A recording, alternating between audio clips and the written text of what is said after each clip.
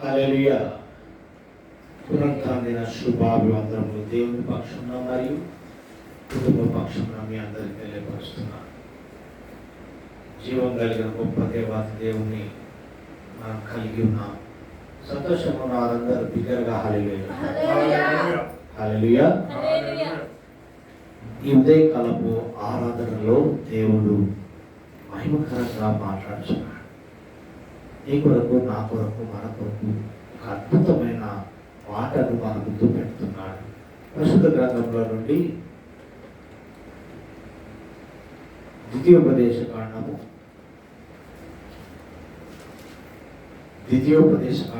5వ అధ్యాయము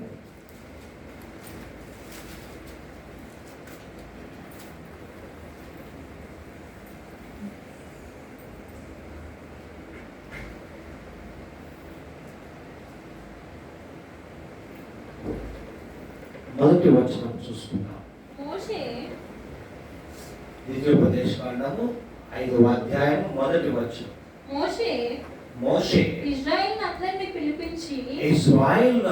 పిలిపించి ఇట్లా నేను ఇశ్రాయేలీయులారా, నేను మీ వినికిడిలో నేడు చెప్పుచున్న కట్టడలను విధులను విని వాటిని నేర్చుకొని వాటిని అనుసరించి నడువుడి. హల్లెలూయా. దేవునికి మహిమ కలుగును గాక. ఆరాధనలో ఒక అద్భుతమైన మాట ఇశ్రాయేలు ప్రజలతో మాట్లాడుతూ మనతో కూడా మాట్లాడుచున్నాడు. నేను చూడండి, ఇక్కడ ఇశ్రాయేలు ప్రజలకు మోషే పిలిపించి వారితో మాట్లాడుతున్నాడు. ఇశ్రాయేలులారా, ఎంత చక్కగా పిలుస్తున్నాడు కదా. ఇశ్రాయేలులారా, నేను మీ వినికిడిలో నేడు చెప్పుచున్న కట్టడలను విధులను విని వాటిని నేర్చుకొని వాటిని అనుసరించి నడువుడి. హల్లెలూయా. ఈ చరణం గమనించండి. ఈ చరణంలో ఒక అద్భుతమైనటువంటి 3 సందర్భాలు దాగి ఉన్నాయి. మరి మోషే బోధించినటువంటి చెప్తున్నటువంటి 3 విధములైన పద్ధతులు దేవుని ఆజ్ఞలను అనుసరించుటలో నేటికి మనకు కూడా సహాయపడుతున్నాయి. ఈ 3 సందర్భాలు గమనిస్తే చూడండి, వాటిలో మొదటిది ఏమంటున్నారండి? నేను మీ వినికిడిలో నేడు చెప్పుచున్న కట్టడలను విని. చూడండి, వినుట మొదటిది ఏంటండి? వినుట. ఈ వినుట దేవుని ఆజ్ఞలు వినుట ద్వారా దేవుని గూర్చిన జ్ఞానము తెలుసుకోవడానికి సహాయపడుతుంది. వినడం వల్ల ఏమొస్తుందని? దేవుడిచ్చు జ్ఞానాన్ని మనము ఆ వినడం వల్ల మనకు సహాయపడుతుంది. మొదటిది వినుట. రెండవది చూస్తే ఏమంటున్నాడండి? వాటిని నేర్చుకొని. హల్లెలూయా. రెండవది నేర్చుకొనుట అనగా దైవాజ్ఞ భావమును అర్థం చేసుకుంటా. దేవుడిచ్చు జ్ఞానాన్ని మనం అర్థం చేసుకోవడం, నేర్చుకోవడం. మూడవది గమనిస్తే ఏమంటున్నాడండి? వాటిని అనుసరించి నడువుడి. హల్లెలూయా. మూడవది అనుసరించుట అనగా దైవాజ్ఞలను అభ్యాసం చేయడం, అంటే ధ్యానించడం, చదవడం. ఆ అభ్యాసము చేయుట ద్వారా అనుదినము వాటిని ఆచరిస్తూ మన జీవితంలో ముందుకు రాగలగాలి. మూడవది అనుసరించి ఆచరించి ముందుకు నడవడం. అంటే ఈ 3 భాగాలుగా మోషే ఇశ్రాయేలు ప్రజలను హెచ్చరిస్తున్నాడు. వినండి, నేర్చుకోరండి, అనుసరించండి, అప్పుడు మీరు నడవండి. వినకుండా, నేర్చుకోకుండా, దాని గురించి తెలుసుకోకుండా నడుస్తారండి ఎవరైనా? ఎక్కడికైనా వెళ్దాము అంటే దాని గురించి మనము సెర్చ్ చేస్తాం. అక్కడికి వెళ్తే ఎలా, ఏంటి అని మనం ఏం చేస్తాం? ముందుగా స్టడీ చేస్తాం. అదే అంటున్నాడు అక్కడ. ఇజ్రాయెల్ అందరినీ పిలిచి ఏమంటున్నాడంటే, వాళ్ళకు ఒక మాట చెప్తున్నాడు.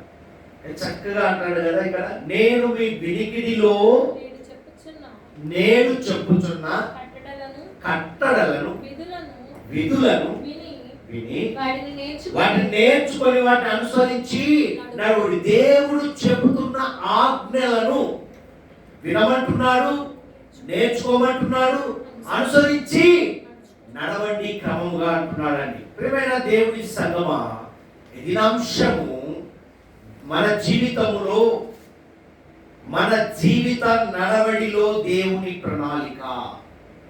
మన జీవిత నడవడిలో దేవుని ప్రణాళిక.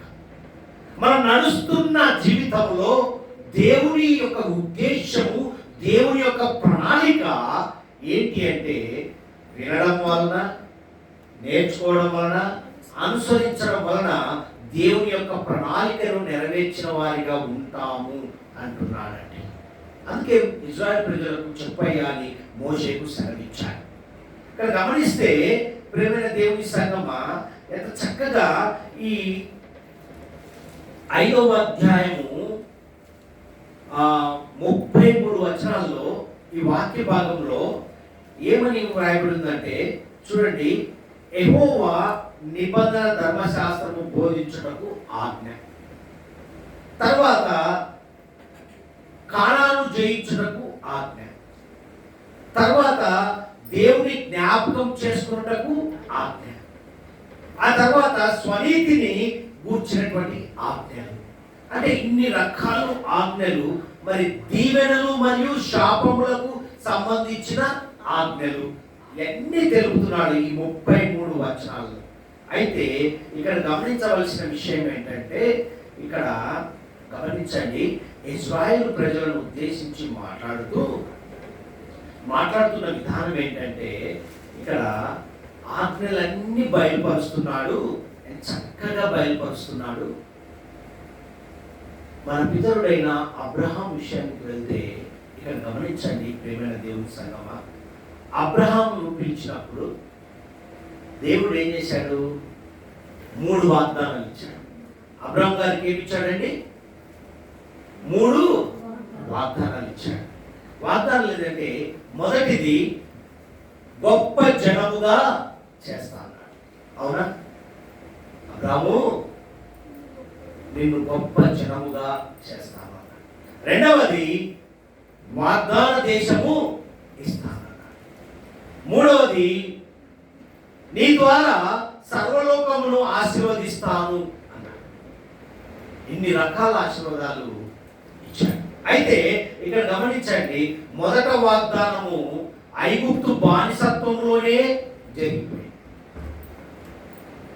అయితే మోషే ఆధ్వర్యమున వాగ్దాన దేశము స్వతంత్రించుకొనుటకు వెళ్తుండగా దేవుడు వారికి ఏం చేశాడంటే ధర్మశాస్త్రం ఇచ్చి వారిని క్రమశిక్షణలో ఉంచుటకు ఆయన ఏం చేశాడు?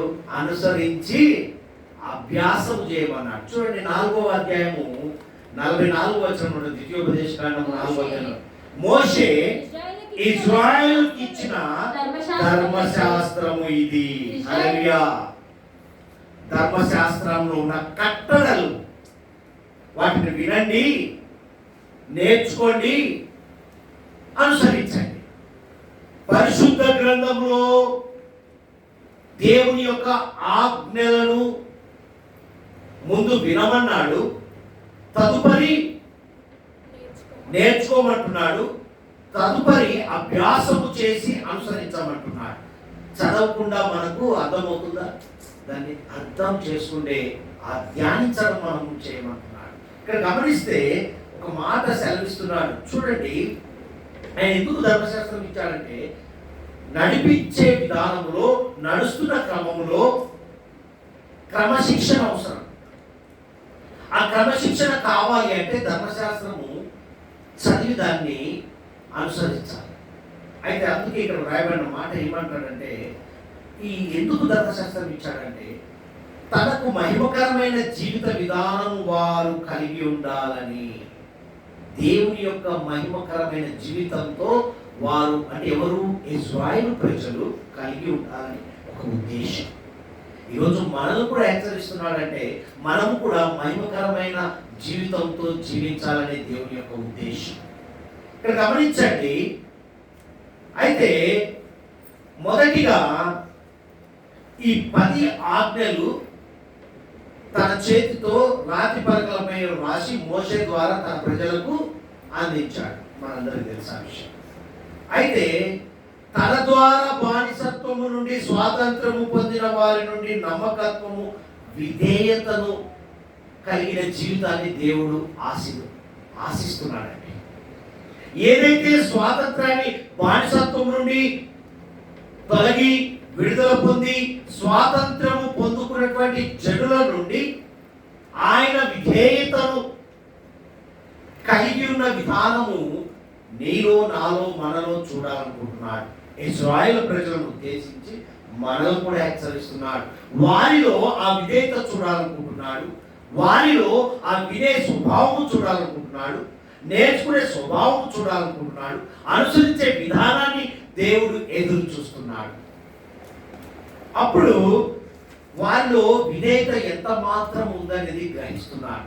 ఇది గమనిస్తే ఈ ఆజ్ఞలు నిజంగా ఈ 10 ఆజ్ఞలు ఏవైతే ఉన్నాయో ప్రాముఖ్యంగా 2 రకాలుగా ఉన్నాయండి. 2 రకాలు ఉన్నాయి. ఇక్కడ గమనించినట్లయితే మొదట 4 దేవుని పట్ల వారి నడవడి. 4 ఆజ్ఞలు ఏంటండి? దేవుడి పట్ల నడిచే క్రమం. మిగిలిన 6 తోటి మానవుల పట్ల వారి నడవడి గురించి ఆదేశాలు. అంటే మానవులు నడిచే విధానానికి సాదృశ్యాలు కనపరుస్తున్నాయి 6 ఆజ్ఞలు. ఈ 4 ఆజ్ఞలేమో దేవునికి సంబంధించినటువంటి. ఇక్కడ గమనిస్తే ఇక్కడ రాయబడిన మాట చూస్తే ఎందుకు మరి భక్తుడు ఈ విధంగా తెలియపరుస్తున్నాడు? మోషే ఇశ్రాయేల్ అంటే చదువు కంటిన్యూ చేయ 5వ అధ్యాయం మొదటి నుంచి చదువు. మోషే ఇశ్రాయేలులందరినీ పిలిపించి నేను మీ వినికిడిలో నేను చెప్పుచున్న కట్టడలను, విధులను విని వాటిని నేర్చుకొని వాటిని అనుసరించిన అడుగుడి. మన దేవుడైన యెహోవా హోరేబులో మనతో నిబంధన చేసెను. యెహోవా మన పితరులతో కాదు నేడు ఇక్కడ సజీవులమై ఉన్న మనతోనే ఈ నిబంధన చేసెను. అంటే వారు నడుస్తున్న క్రమములో సజీవులతోనే. ఇప్పుడు నీవు, నేను, మనము సజీవంగా ఉన్నాం కాబట్టి మనకు హెచ్చరిస్తున్నానండి. 10 ఆజ్ఞలను గుర్తు చేసుకో. విన్నావు, నేర్చుకున్నావు, అనుసరించి నడుస్తున్నావా? నేను నిబంధన చేశాను. ఇశ్రాయేలు ప్రజలతోనే కాదు, మారిన ఇశ్రాయేలు నీతోనే అంటున్నాడు. యెహోవా ఆ కొండ మీద అగ్ని మధ్య నుండి ముఖాముఖిగా మీతో మాట్లాడగా మీరు ఆ అగ్నికి భయపడి ఆ కొండ ఎక్కలేదు. కనుక యెహోవా మాట మీకు తెలియజేయుటకు నేను యెహోవాకును మీకును మధ్య నిలిచి ఉండగా యెహోవా ఇలాగున అదే అండి, ఒక మధ్యవర్తి నిలబెడతాడు దేవుడు. మోషే మధ్యవర్తిగా నాయకత్వం వహించాడు. మనము ముఖాముఖిగా దేవునితో మాట్లాడగలిగినటువంటి శక్తి లేక చూడలేక ఉన్న పరిస్థితిని బట్టి మోషే ద్వారా మాట్లాడించిన విధానాన్ని బయలుపరచాడండి. దాసుల గృహమైన ఐగుప్తు దేశంలో నుండి నిన్ను రప్పించిన నీ బానిసత్వపు బ్రతుకు నుండి పాలు తేనెలు ప్రవహించు ప్రదేశమునకు కానాను దేశానికి నడిపిస్తున్న దేవాతి దేవుడు నీతోనే మాట్లాడుతున్నాడు. నేను తప్ప వేరొకడు నీకుండా ఎందుకు అంటున్నాడు ఈ మాట అంటే, నిన్ను కనుగొని నీ బానిసత్వాన్ని నీ దాస్య గృహము నుండి నిన్ను విడుదల చేసింది నేనొక్కనే అంటున్నాడు. ప్రియమైన దేవుని సంగమా, చదువు. పైనున్న ఆకాశమందే గాని క్రిందనున్న భూమి అందే గాని భూమి క్రిందనున్న నీళ్ళ యందే గాని నిన్ను దేని పోలికైన విగ్రహములు చేసుకొనకూడదు, మనుష్యులను ఆరాధించకూడదని నీకు ఖచ్చితంగా చెప్తున్నాడు. ఎక్కడెక్కడైనా సరే నేను తప్ప వాటికి నమస్కరింపకూడదు, వాటిని పూజింపకూడదు. నీ దేవుడైన యెహోవాయగు నేను రోషము గల దేవుడను.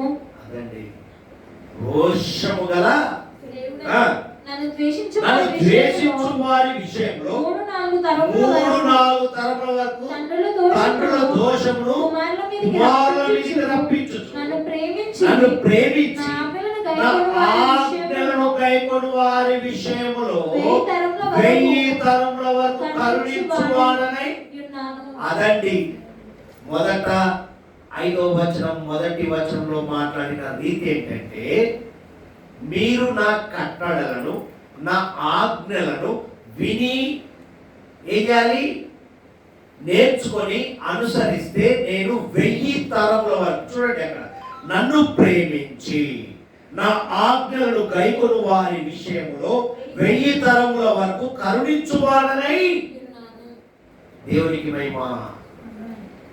నీ దేవుడైన యెహోవా నామమును వ్యర్థముగా ఉచ్చరింపకూడదు. ఎందుకు వ్యర్థముగా అంటే, ఆయన నామము ప్రసన్నత కలిగినది, ఆయన నామము పరిశుద్ధత కలిగినది. కాబట్టి వ్యర్థముగా ఎప్పుడు కూడా యెహోవా తన నామమును వ్యర్థంగా ఉచ్చరించు వారిని నిర్దోషిగా ఎంచడు. హల్లెలూయా. అందుకే ఈ 11 వచనాలను దేవుడు ఇశ్రాయేలు ప్రజలను హెచ్చరించి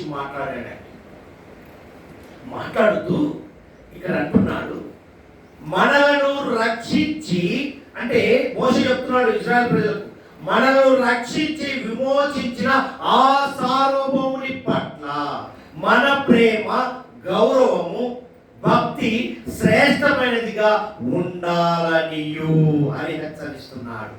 అయ్యా, ఆయన అంత ప్రేమ చూపించాడు, నీవు ఆయన ఆజ్ఞలు గైకొని విని నేర్చుకొని అనుసరిస్తే 1000 తరముల వరకు నిన్ను బ్రతికిస్తాడు. అంటే నీకేం చేస్తాడంటే, నువ్వు పట్టుకున్నదల్లా బంగారమే అన్నట్టుగా జీవిస్తావు. అంటే ఆశీర్వాదముతో కుమ్మరిస్తాడు అంటున్నాడు.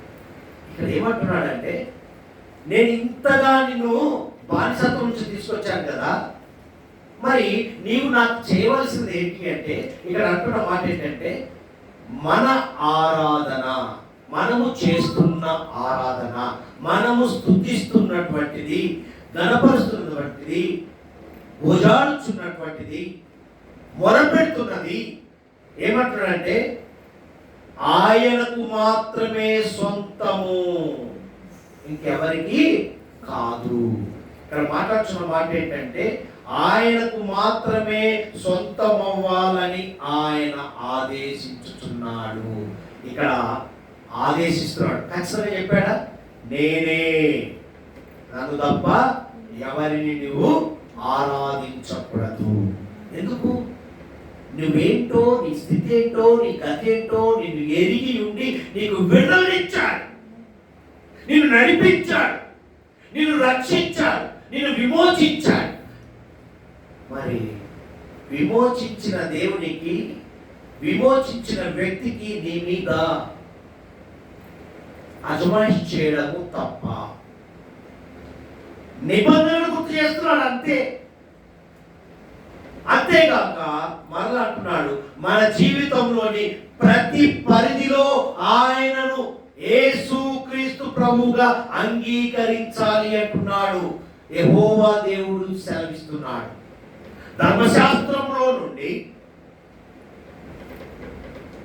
ఇక్కడ పాత నిబంధన గ్రంథంలో నుండి క్రొత్త నిబంధన గ్రంథంలోనికి వచ్చేసరికి కూడా నువ్వు కృపకాలంలో నేర్చుకున్న విధానంలో కూడా నువ్వేమంటున్నావు అంటే, నువ్వు ఎటువంటి పరిస్థితిలోనైనా, ఏ స్థితిలోనైనా నీ జీవితాన్ని మార్చిన దేవాతి దేవుని అంగీకరించాలి అంటాడు. అందుకే ఒక చక్కని మాట అంటాడు.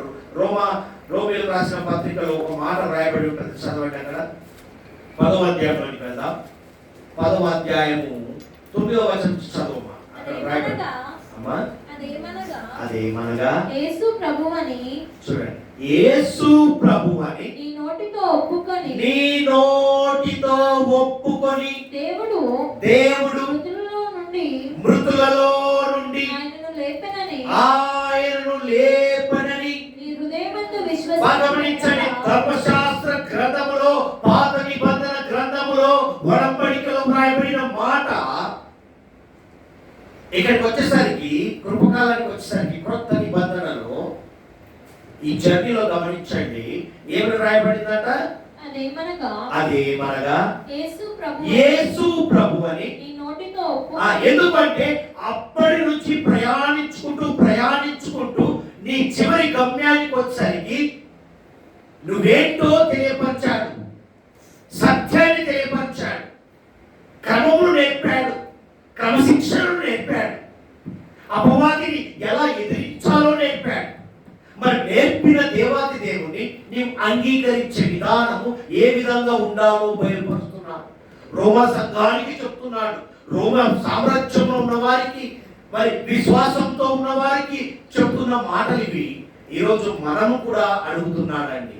ఏమంటున్నాడంటే, యేసు ప్రభువని నీ నోటితో ఒప్పుకొని,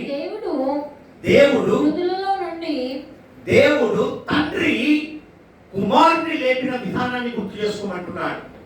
దేవుడు మృతులలో నుండి ఆయనను లేపినని నీ హృదయమందు విశ్వసించిన ఎడల నీవు రక్షింపబడదువు.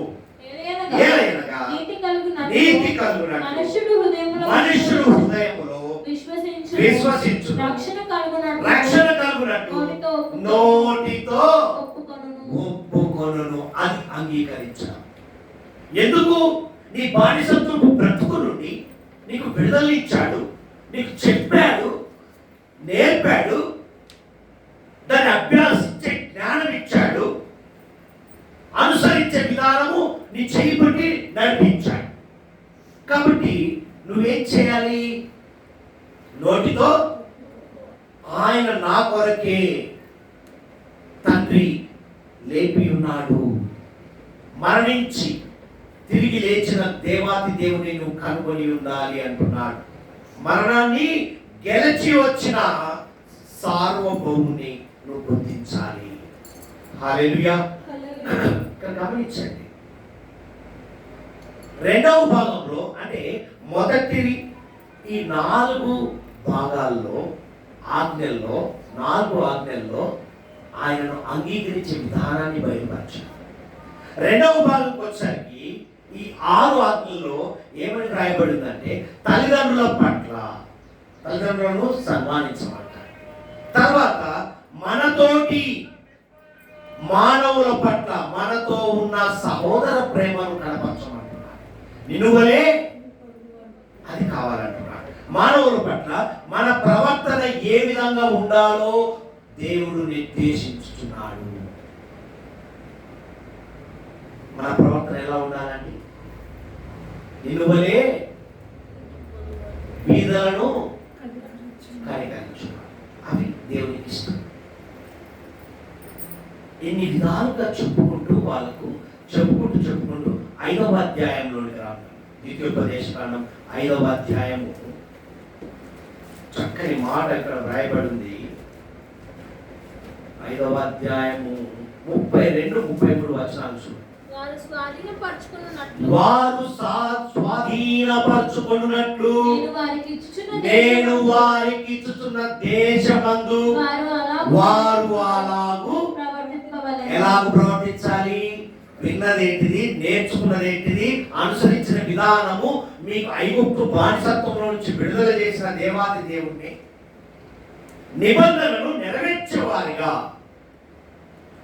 ఆ 4 ఆజ్ఞలు, ఈ 6 ఆజ్ఞలు, 10 ఆజ్ఞలు ఏ విధంగా అభ్యాసము చేశావో, ఏ విధంగా అనుసరించావో ఆ విధంగా నీవు దేశములట వారు స్వాధీనపరచుకున్నట్లు నేను వారికి ఇచ్చిన దేశమందు వారు అలాగూ ప్రవర్తించాలి.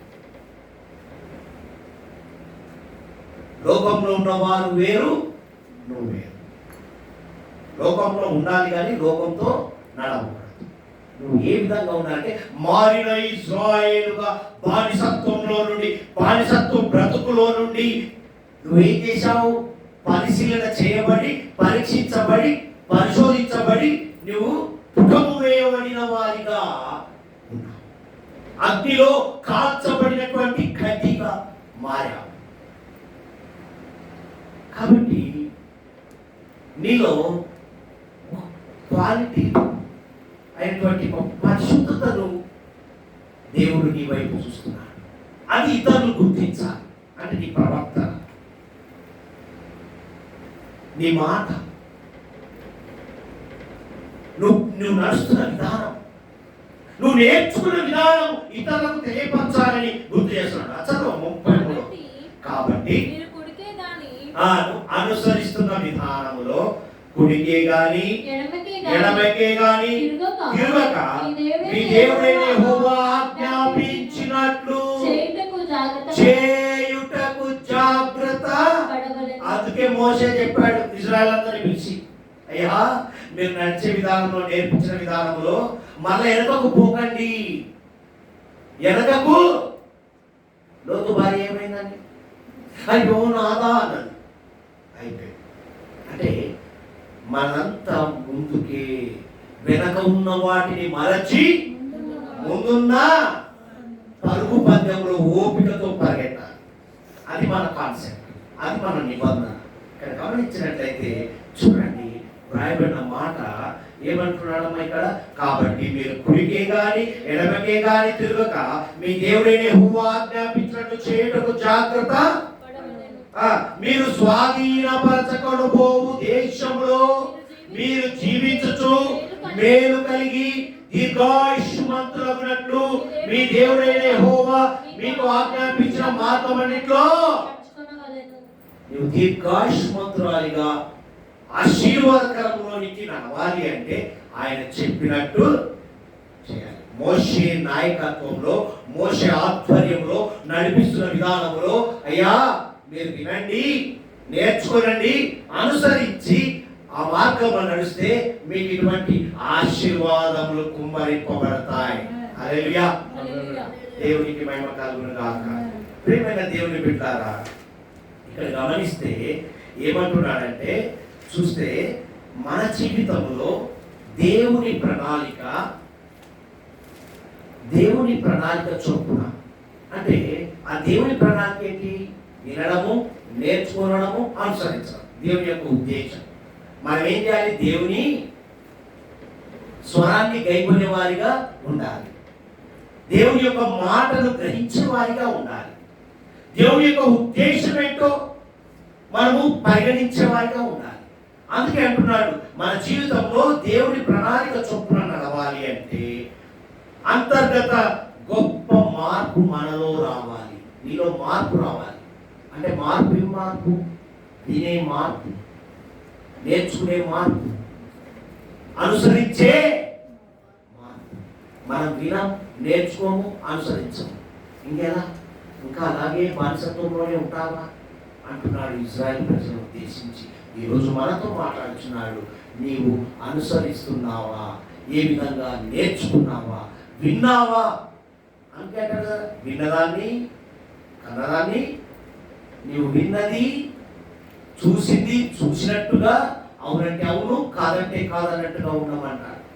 ఈరోజు గమనించండి, అందుకే రక్షణ పొందాక ఈరోజు రక్షణ అనుభవంలోకి వచ్చిన తర్వాత సంపూర్ణంగా మనము దేవునికి అప్పచెప్పుకునే వారిగా ఉండాలి. అందుకంటే నువ్వు సంపూర్ణముగా సంపూర్ణ హృదయముతో నా స్తోత్రం అన్నాడు. ఎన్నో ఉన్నాయి చదువుతున్నాం, దాన్ని గ్రహించే జ్ఞానము మనలో లేదంటున్నాడండి. అందుకే వినాలి అంటే ఆయన మాటను వినాలి, నేర్చుకోవాలి, అనుసరించి నడుచుకున్నప్పుడే ఆయన ప్రణాళిక మన పట్ల నెరవేరుతుంది. వినాలి వినాలి అంటే ఏంటి? ఆయన అంటున్న మాట ఏంటంటే, ఇజ్రాయెల్ ప్రజలతో దేవుడు మోషేకు సెలవిచ్చిన వాక్యం ఏంటంటే, వింటే సరిచేయబడతారు. ఓ ఇజ్రాయెల్ ప్రజలారా, నువ్వు వింటే ఈ దినము మారిన ఇజ్రాయెల్గా నీవు దేవుడి సన్నిధానంలో కూర్చున్న నీవు వింటే, వింటున్న నీవు, చూస్తున్న నీవు, ఆయన సన్నిధానంలో నువ్వు ఈ సమయం గడుపుతున్న నీవు వింటే సరి చేయబడతావు, నేర్చుకుంటే అభివృద్ధి చెందుతావు, అనుసరిస్తే నడిస్తే ఆశీర్వాదము పొందుకుంటావు. మరి ఈరోజు మనం వినేవారుగా ఉందామా? నేర్చుకునేవారిగా ఉందామా? అనుసరించే వారిగా ఉందామా? నీవు నిర్ణయించుకో. ఈ దినము దేవుడు అడుగుతున్నాడు, బిడా నువ్వు వింటే సరిచేయబడతావు, నా ఆజ్ఞను గైకొంటే సరిచేయబడతావు, నేర్చుకుంటే అభివృద్ధిలోనికి వెళ్తావు, అనుసరిస్తే నా మాటను అనుసరించి నడిస్తే ఆశీర్వాదంతో గిన్నె నిండిపోయే విధంగా నీ జీవితం కనబడుతుంది అంటున్నాడు. అందుకే అయ్యా ఈరోజు ఒక్క మాట నీకు మొరపెట్టుకుంటున్నానయ్యా, మీ చిత్తానుసారమైన ప్రణాళిక చొప్పున జీవించినట్టు నన్ను నడిపించయ్యా, నేర్చుకునేవాడిగా నన్ను నిలబెట్టయ్యా. వినే చెవు నాకు ఇచ్చావు, ఆ చెవు వినే నీ స్వరాన్ని గైకొని వినే చెవుగా నిలబెట్టయ్యా. అనుసరించే క్రమము, ఆ గ్రహింపు జ్ఞానము నాకు దయచేయ.